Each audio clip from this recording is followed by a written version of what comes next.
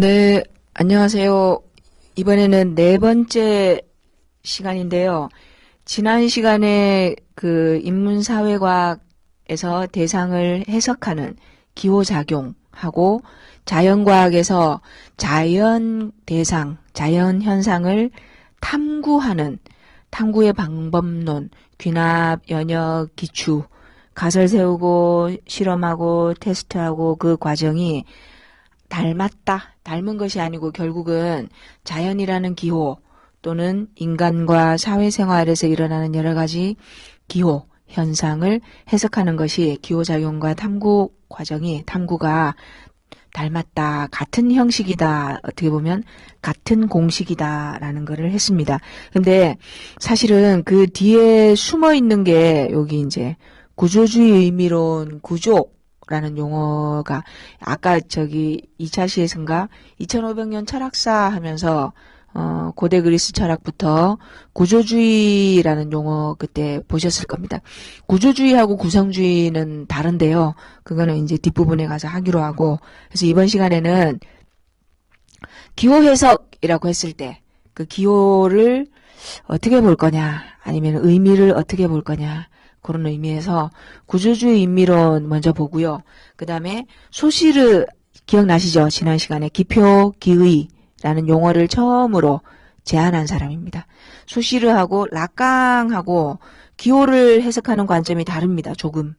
그래서 두 사람 생각을 비교해보고 구조주의를 응용한 구조주의 그 안에서 그 정신분석학이라는 거, 구조주의 정신분석학에 대해서 알아보려고 합니다. 그러면 그거 하기 전에 제일 먼저 의미론부터 의미론이 뭐예요? 의미론. 그러니까 이거 뭐지? 라고 했을 때 예전에는 뭐만 생각했냐면요. 여기 보시면 대상이 있어요. 오브젝트. 오브젝트에 대해서 저기 또 상관되는 이 개념이 뭡니까? 주체, 서브젝트, 오브제, 서브제 이렇게 대상이다, 주체다. 그러면은 옛날에 우리가 처음에 이제 실증주의라고 2차 시 때 했었잖아요. 그때는 의미를 뭐라고 하냐면 있습니까? 아는 겁니다. 그냥. 밖에서 주어지는 거예요. 짜잔 이렇게 주어지는 거. 그리고 때 되면 알게 되는 거죠. 발견, 주어지는 거. 그래서 객관적인 의미론이라고 얘기합니다. 객관적인 의미론. 객관적으로 주어지는 것이다. 근데 그러다가 칸트 선생님이 나와가지고 아니야, 의미는 내가 구성하는 거야, 이렇게. 의미는 주관적으로 내가 구성하는 거야 라고 주장하셨어요. 그 다음에 한참 뒤에 또 후설이라는 철학자가 나와가지고 의미는 그게 아니고 내가 불러주고 너도 다가오고 그래서 만들어지는 거야 라고 얘기했습니다. 이제 이걸 이제 현상학적 의미론 이렇게 얘기하거든요. 한 번만 다시 볼까요? 의미는 실증주의나 예전에는 있으니까 알게 되는 거야, 때가 되면. 있으니까 아는 거야 라는 객관적 의미론. 그러다 칸트 선생님이 아니야, 의미는 내가 의미를 부여해서 주관적으로 이거는 이거야 라고 주관적으로 내가 능동적으로 구성하는 거야 라는. 원래 구성주의 출발점이 그 용어가 교육학에서 구성주의 학습이론 이렇게 익숙하게 알고 계시잖아요. 근데 원래 의미 구성주의라는 거는 칸트의 철학을 구성주의라고 거기서 처음 이제 용어가 얘기된 겁니다. 그러다가 이제 한참 더 지나서 이제 현상학이라는 게 또 등장합니다. 현상학 정말 중요합니다. 이 현상학이 뭐 불교와도 가깝다 그런 얘기도 하시는데 현상학에서는 의미를 일방적으로 근데 주어지는 것도 아니고 내가 내 마음대로 주관적으로 찰칵 사진 찍는 것도 아니고 상호 이렇게 내가 너의 이름을 불러주었을 때 너는 나에게로 와서 꽃이 되었다. 김춘수의 꽃이 현상학적 의미론을 가장 잘 나타낸 거라고 합니다. 불러주고 다가오고. 그럼 또 보세요. 예를 들어 주변에 우리 주변에 우리가 이런 예쁜 학생이 있어요. 제가 이 학생을 돼지야 라고 부르면 이 양반이 돼지로 다가오겠죠. 근데 제가 이 양반을 보고 부처야 이러면 부처로 다가올 것이고 예비교사 선생님이라고 부르면 선생님으로 다가오겠죠.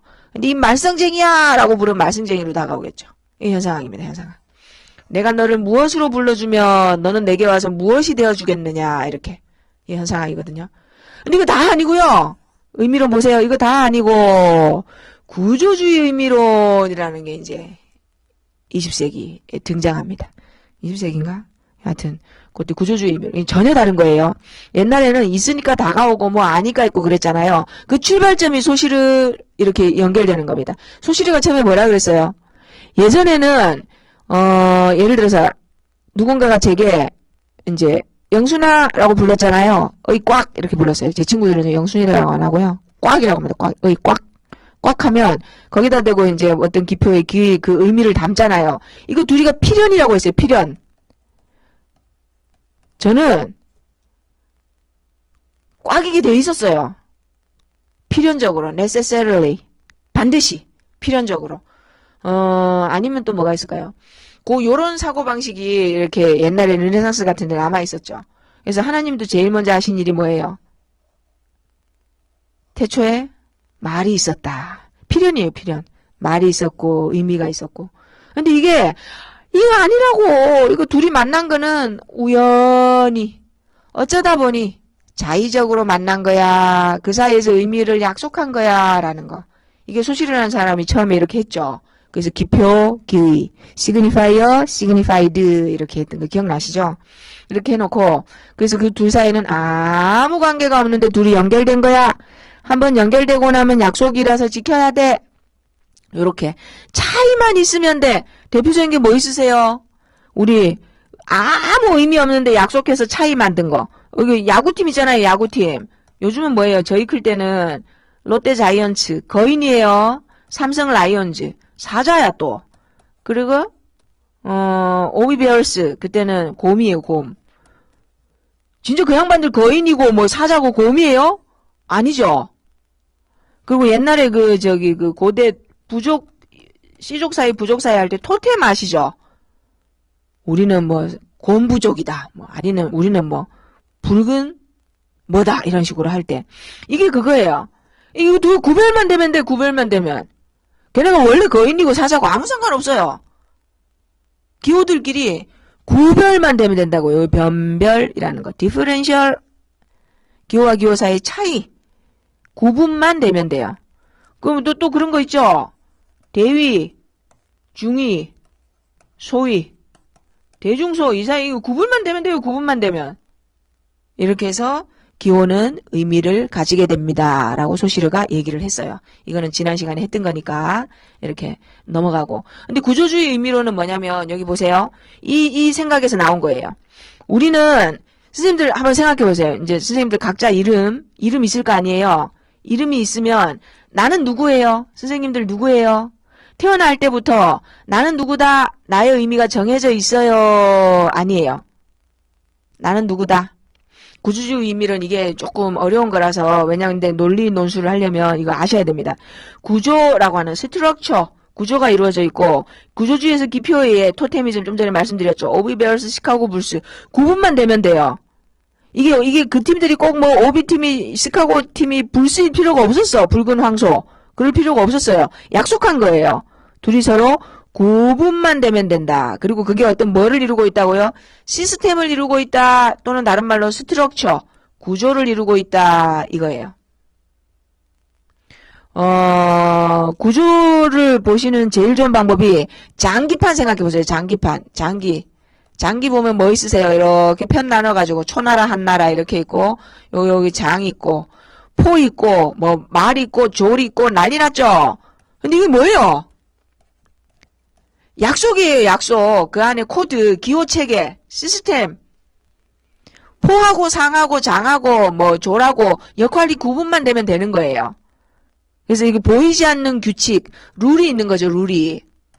그러면 옛날에는 선생님들이 나는 누구다 어떻게 생각하셨어요? 나는 누구다. 나는 날 때부터 나라는 사람은 뭐가 정해져 있다라고 생각하셨죠. 근데 구조주의 의미론에 따르면 그게 아니에요. 보세요. 곽영수는 태어나 보니까 아무것도 볼 쓸데없는 모지랑 곽씨 집안에 그것도 여자야.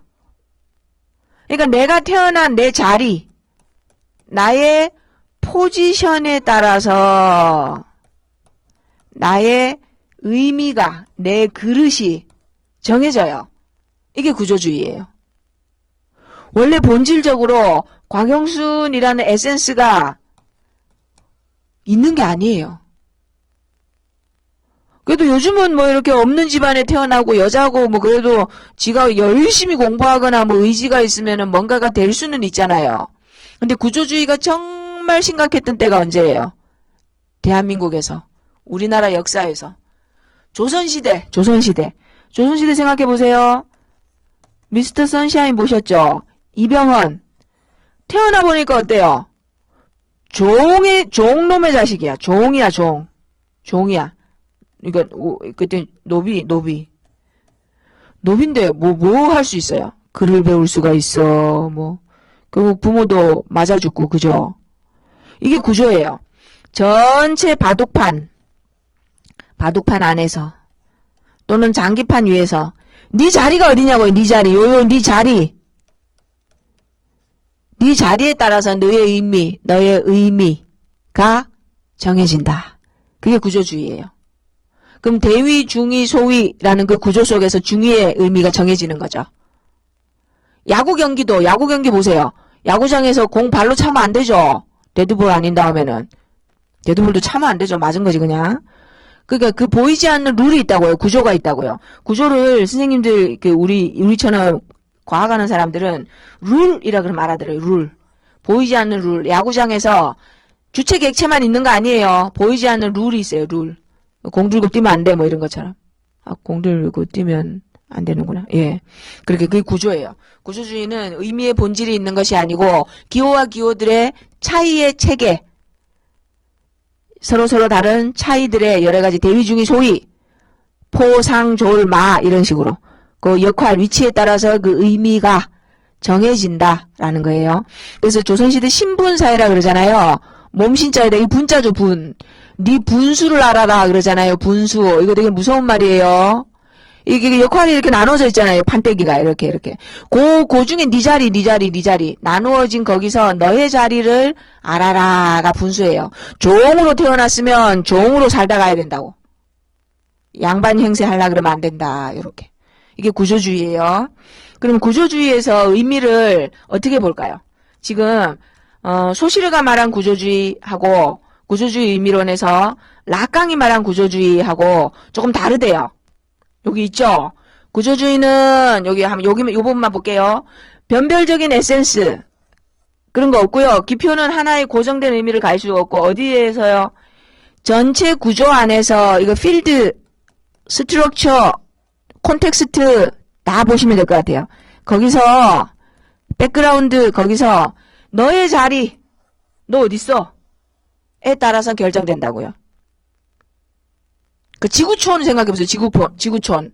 우리는 일단 대한민국이라는 거기서 태어났죠. 태어나보니 누구는 이재용은 태어나보니 이건희 아들이고 우리는 아니잖아요. 태어나보니 흙숟가락이고 이렇게 되는 거죠. 그 자리에 따라서 의미가 정해진다. 이렇게 본대요. 그래서 이게 달라요. 전통적으로는 주관적 의미론, 객관적 의미론 그런 얘기 했잖아요. 현상학적 의미. 거기는 뭐만 있었냐면은 오브젝트 있어요. 오브젝트. 그리고 내가 만들어낸 생각, 서브젝트. 내 생각, 내 아이디어. 여기 두 개만 있었잖아요. 근데 구조주의는 그게 아니야. 뭐가 있죠? 생각한 주관적인 거 있죠? 그 사이에 기호가 들어가요. 짜잔, 기호. 예전에는 이렇게 생각했었잖아요. 오브젝트, 서브젝트. 근데 그 사이에 룰이 들어간다고요. 룰. 룰이 뭔데요? 언어예요. 언어. 이게 들어간다고요. 이게 구조주의예요. 그래서 이 기존에는 두 가지였어. 차원이 두 가지. 오브젝트, 서브젝트. 근데 구조주의는요. 오브젝트, 서브젝트, 생각한 거, 더 이미지너리, 그 다음에 더 심볼릭. 언어예요, 언어. 그래서 이 모든 것을 가능한 게 누구라고요? 언어예요, 언어. 그래서 처음에 기표, 기의부터 시작한 기표가 있고 기의가 있고 그 처음 얘기한 사람 누구예요? 기의가 있고 기표가 있고 소시르가 처음 얘기했죠. 그래서 우리는 언어를 배우기 때문에 우리는 이 언어에 의해서 생각도 제한된다. 생각도 제한된다. 예전에는 그렇게 생각 안 했어요. 여기 이렇게 나눠져 있잖아요. 그때는 우리의 생각을 표현한 게 언어예요. 그러니까 우리의 생각을 온전하게 잘 표현하면 그 언어이고 그 생각과 언어 사이의 짝꿍은 매칭은 필연이었어요. 필연. 사과는 사과였어야 되는 거야. 곽용순은 곽용순이었어야 돼요. 그렇게 생각했대요. 이때는. 근데 지금 그렇게 생각 안 하죠. 이거 난데없이 이름을 영순이라고 지어가지고 그렇게 할 수 있잖아요. 요렇게. 구조주의는 약속이다. 자의적이다. 이렇게 된 거예요. 그래서 이렇게 되는데 큰 차이가 있어요. 그러면 소실은은 뭐라 그랬어요? 기표가 있으면 기의하고 1대1이에요. 1대1. 1대1로 딱 의미가 고정이 돼요. 의미가 고정이 돼요. 컵은 컵이야. 곽용순은 곽용순이야. 그 의미가 바뀌면 안 돼. 의미가 바뀌면 안 되죠. 어때요? 아니면은 교원대는 교원대다. 지구과학은 지구과학이다. 소실은은 뭐라 그랬냐면 처음에는 자의적으로 시작을 했어요. 그런데 약속을 했어. 하나의 기표는 하나의 기의를 가져요. 그리고 기표와 기의 사이에는 1대1로 딱 매칭이 돼. 대응이 돼. 그렇게 생각했었거든요. 처음에 소실은은 구조까지는 이제 받아들이시겠죠. 구조주의 의미론이란 기호들끼리 관계를 맺고 있는 거예요. 그 관계 속에서 의미가 생겨나요. 아까 말했잖아요. 대위, 중위, 소위 이렇게 있어요. 그러면 대중소 사이에서 요거는 대위하고 소위 중간에 낀 거구나. 또요. 오비베어스, 롯데자이언츠, 삼성 라이온스 그러면 그것들 사이의 관계에서 이거 의미가 달라지는 거예요. 타이거즈 아니면서 라이온즈 아니면서 뭐 이렇게. 그 차이. 기호들끼리 차이고 고정된 의미가 있는 거냐 그거는 이제 좀 이따 할게요. 그래서 언어는 단어들 모아놓은 게 아니에요. 기호와 기호들 사이에 차이 나게 변별 디퍼렌셜이라 그랬어요. 미분으로도 표현되는 맺어진 관계들의 체계다. 룰 생각하시면 돼요. 룰. 언어. 야구장의 규칙 생각하세요. 그런 구조가 있다고요. 보이지 않는. 대한민국도 선생님들이 각자 어느 집안, 어떤 지방, 어떤 집안, 어떤 환경에서 태어났느냐에 따라서 보이지 않는 규칙이 있어요. 할 수 있는 것과 할 수 없는 것. 일단 우리는 대한민국에 태어났기 때문에 뭔가 좀 이렇게 좀 그렇죠. 미국에 태어난 것보다 뭐 그런 것처럼. 그래서 요런 거. 그래서 요걸로 이루어져 있어요. 관계로. 그러면 다시 구조주의 의미로는 요렇게 기억나시죠? 서브젝트, 오브젝트만 있다고 생각했던 전통적인 것과는 달리 구조주의 들어오면서 오브젝트, 서브젝트 말고 그 사이에 언어라는 게 들어간다고요. 그 출발점은 소시르라는 사람이 처음 얘기를 했어요. 본론으로 들어와서 소시르는 뭐라 그랬다고요? 기표하고 기는 1대1로 딱 연결이 돼요. 매칭이 돼요. 안 바뀌어요. 그랬거든요. 근데 어때요? 지금은 이렇게 생각해 보세요. 여기서 라깡이 이 사람이 저기 정신분석학 프로이드 다음으로 나온 이제 정신분석학 하는 사람이에요. 유튜브 가면 이 양반 강의한 동영상 있어요. 가셔서 한번 보세요. 라깡은 뭐라 그랬냐면 이게 1대1로 안 굳어진대. 이렇게 뭐는 뭐다라고 못한대요. 자꾸 바뀐대요. 이게 무슨 말일까요? 기표와 기의가 자꾸 미끄러진다라고 얘기해요. 이게 그 미끄럼틀 내려오는 거 있죠. 아니면 얼음판에 미끄러진다라고 할 때 이게 무슨 말일까요? 미끄러진다라고 얘기하는 게 미끄러진다. 그럼 여기 볼게요. 소실은은 뭐라 그랬냐면 아까 시니피앙 그래서 기의 기의하고 기표 사이에 1대1로 대응된다 이렇게 얘기했었잖아요. 그런데 라깡은 이게 미끄러진다. 그러면 데리다의 차형 개념으로 간다. 이거 나중에 과학 전쟁할 때 해야 돼요. 이거를 제가 설명을 한번 해볼게요. 자, 오늘 제가 뭐를 얘기하냐면 기표라는 단어를 처음 우리가 배웠다고 쳐요. 이게 뭐야? 그러면은 사인에서 기호에서 나오는 용어예요. 이건 뭔데? 또 찾죠. 이거는 뭐야? 그러면 그건 뭔데? 어떻게 돼요? 뭐 하나 알려고 그러면 자꾸 나가죠. 이게 뭐예요? 이거 알려면 이거 찾아야 되고 이거 알려면 이거 찾아야 되고 왜냐면 아는 단어 있을 때까지 가야 되잖아요. 알아먹을 때까지. 그러니까 왜 저기 인터넷에 하이퍼링크 있는 것처럼 아니면은 선생님들 정말 어려운 단어. 제가 이거 차연을 갖고 미끄러짐 설명해 볼게요. 차연이 뭐야? 이렇게 누가 물었어요. 차연이 이거 영어 아니에요. 불어인데 차연이 뭐야? 라고 이게 지금 공간이 필요해서 조금 헤맬게요. 이렇게 차연. 누가 차연이 뭐예요? 그랬더니 이게 불어로는 디퍼런스 아시죠? 차이라는 거. 근데 달라요. 스펠링이 요게 아니고 글자 하나가 달라. 디퍼랑스예요. 이 붙을 거야. 여기 붙나 여기 붙나. 제가 불어를 무식해서 몰라서. 요거 달라요. 스펠링이. 요거는 차이예요. 차이. 근데 요거는요. 차연이라고 번역해요. 그래서 누가 선생님한테 물었어요. 차연이 뭐예요? 그랬더니 제가 이거 차이랑 다른 거예요. 그럼 선생님 또 묻죠. 차이는 뭔데요? 이거는 나하고 남하고 이렇게 구분해 주는 거. different 다르다고요. 다르다고요. 다른 게 뭔데요? 또 자꾸 내려가. 다른 거는 같지 않은 거죠. 같지 않은 게 뭔데요? 자꾸 내려가요. 이거 뭐예요 지금? differ 되고 있죠. differ. 이 단어. 자꾸 이게 외국 단어라 자꾸 지금 더 오리무중으로 가고 있죠. 이건 뭐예요? differ. 연기하다죠. 연기하다. delay. 뒤로 미루다. 선생님 시험 다음 주로 미루면 안 돼요? 라고 할 때 그 differ. 더하기 차이예요. 차이는 뭐라 그랬죠? 아까 요거 differ. different 할 때 요거예요. differ. 요거 두 개 결합한 게 difference예요. 자크 데리다 라는 사람이 만든 단어예요. 신조어. 우리 왜 저기 썸 타다 사전에 등록됐잖아요. 몇 년 전에 국어 사전에. 그것처럼 이거 사전에 등록된 새로운 단어예요. 그랬더니 이거 수학하는 분들은 이거 차연인 줄 모르고 갑자기 미분이 왜 나오냐고 이렇게 얘기해요. 디퍼렌셜 보시고. 미분 아니에요. 차연이에요. 이건 뭔 얘기하다 지금 여기까지 온 거예요.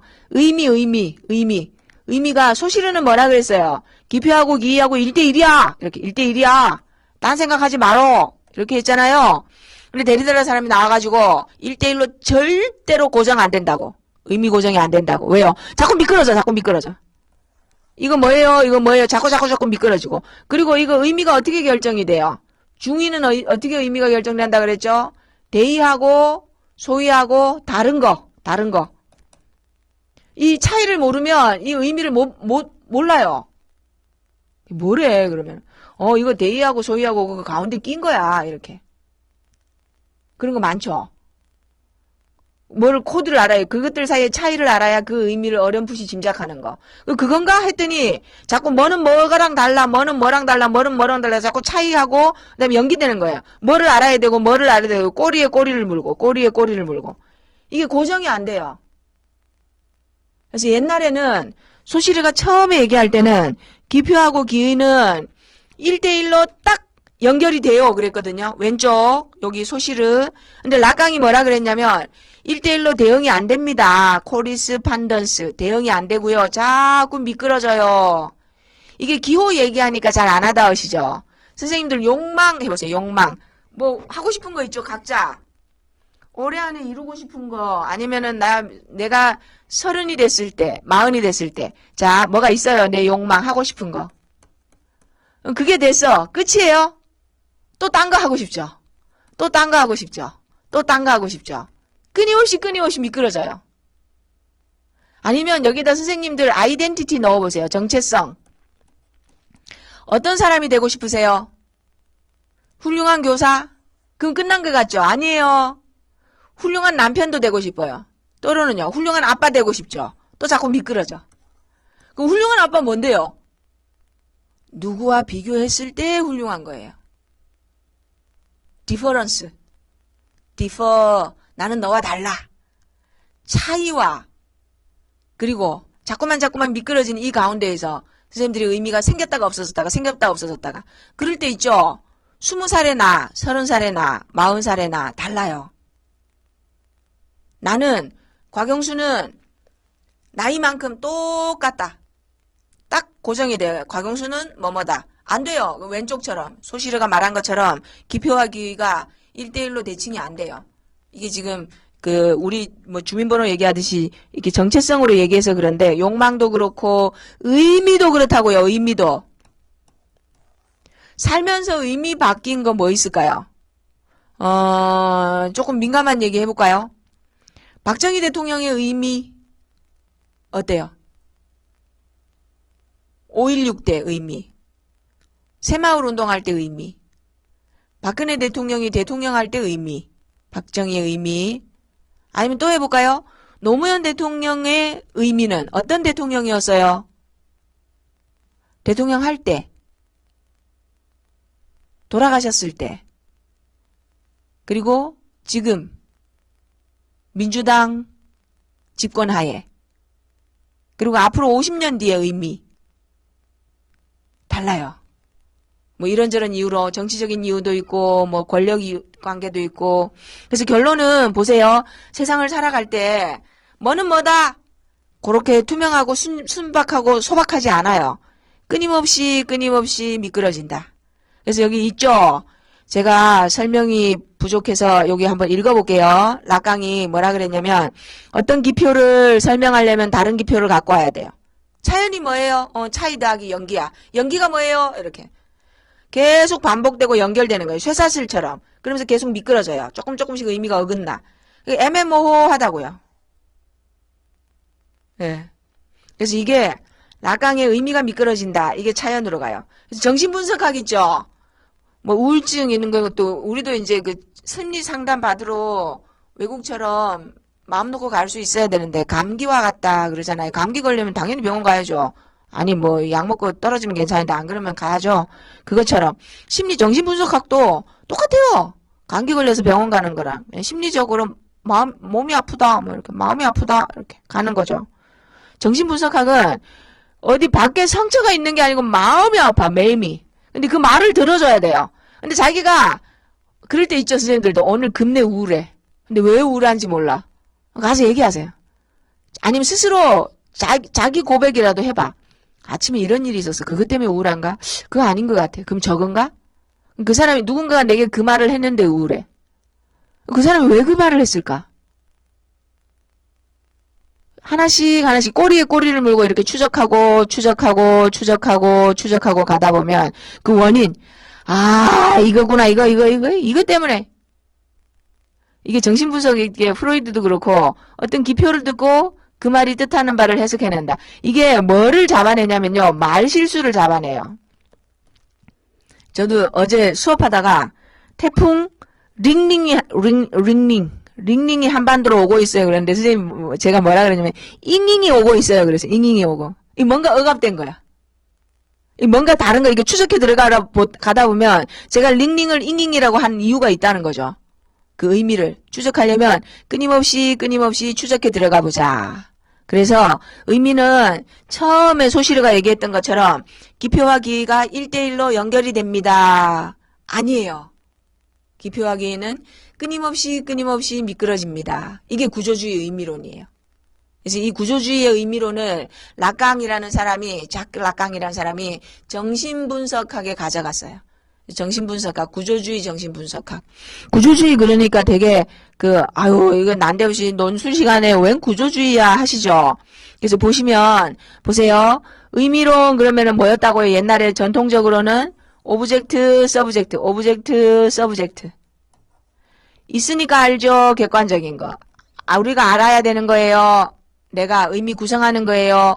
내가 불러주었을 때 너는 내게로 오는 현상학적 의미. 그게 아니고 구조주의는 우리는 특정 구조 속에서 우리의 자리, 너의 자리가 어디야? 여기에 따라서 내가 차지한 자리에 따라서 나의 의미가 정해진다. 이렇게 보는 거예요. 이게 다른 말로 하면 이 구조가 보이지 않는 룰이에요. 룰. 근데 그 의미가 픽스가 안 된다고요. 고정이 안 된다고요. 자꾸 미끄러져요. 나는 누구지? 그러면 여자 아닌 거 또요. 그러니까 구조는 예를 들어서 선생님 누구세요? 그러면 인간이라는 전체 집합 쪽에 어떤 구조가 있는 거예요. 구성 요소가 남자, 여자. 그러면 남자의 의미는 어떻게 정해져요? 여자 아닌 거. 여자의 의미는 남자 아닌 거 이렇게 됐었잖아요. 근데 요즘은 꼭 그렇게 정의하기 어렵죠. 그래서 보시면 구조주의는 여기 있죠. 구조주의는 인문학의 과학이에요. 과학주의에 똑같다. 전체적인 구조를 중요시한다. 어떤 구조 위에서? 당신은 어느 자리에 들어있습니까? 이렇게 의미론을 보는 건데요. 왜 여기까지 왔냐면 결국은 기호 해석이에요. 기표와 기의. 자연 현상에서 그 기호를 읽어내는 거예요. 어떤 원인이 태풍이 반시계 방향의 소용돌이죠. 왜 반시계일까? 그리고 그게 무엇을 의미할까? 우리가 그거를 태풍, 허리케인, 타이푼, 사이클론이라고 부르잖아요. 그럼 그게 무슨 의미가 있을까? 그게 읽어내는 거죠. 그게 우리네 이렇게 자연과학의 법칙이 들어가잖아요. 인문학도 똑같다고요. 기표가 있고 기의가 있고 근데 얘네는 법칙을 안 하고 뭐라 그래요? 코드, 해석체가 들어간다라고 얘기하잖아요. 그래서 이번 시간에는 무엇을 했냐면 논리 논술 글쓰기 들어가기 전에 실증주의에서 보던 객관적인 의미론 있으니까 안다. 있으니까 안다. 이거 아니고 그 다음에 구성주의에서 말하는 주관적인 의미론 그렇게 생각했던 적이 있었어요. 지금은요. 불러주니까 오고 현상학적 의미론. 그것도 아니고 구조주의라는 기호 해석을 전혀 다른 관점에서 보는 거예요. 그럼 선생님들이 어떤 구조에 있느냐에 따라서 달라요. 선생님들의 의미도. 똑같은 과경순인데 만약에 대한민국이 아니고 미국 사회, 미국이라는 구조 속에 살고 있으면요. 또 조금씩 다르겠죠. 아니면은 뭐 다 관두고 산으로 가면 또 달라지겠죠. 그래서 자리, 어떤 구조, 어떤 자리에서 어떤 구조 속에서 당신의 자리에 따라서 당신의 의미가 달라집니다. 이게 구조주의예요. 이걸 하는 이유는 기호 해석, 소시르에서 출발해서 그 다음에 구조주의 의미론, 구조, 뼈다귀 이렇게 하는 거. 레비스트로스라는 사람은 구조주의에서 인류학 한 사람으로 유명하거든요. 그래서 이것도 한번 찾아보세요.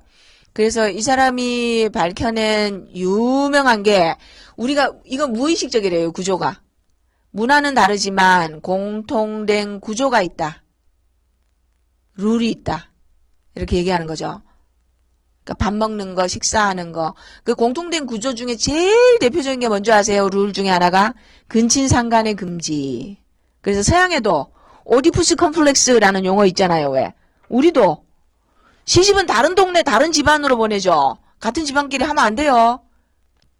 그게 있었다는 거예요. 레비스트로스가 밝혀낸 게 친족의 구조 이렇게 해서 왜 그럴까요? 다른 다른 집안의 여자를 데리고 와야 돼요. 그 집안 안에서 이렇게 하면 안 되고.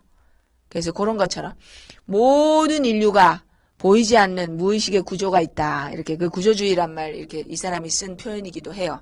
그래서 의미는 우리가 생각했던 것처럼 자연과학 실증주의에서 생각했던 것처럼 있으니까 알지 아니에요.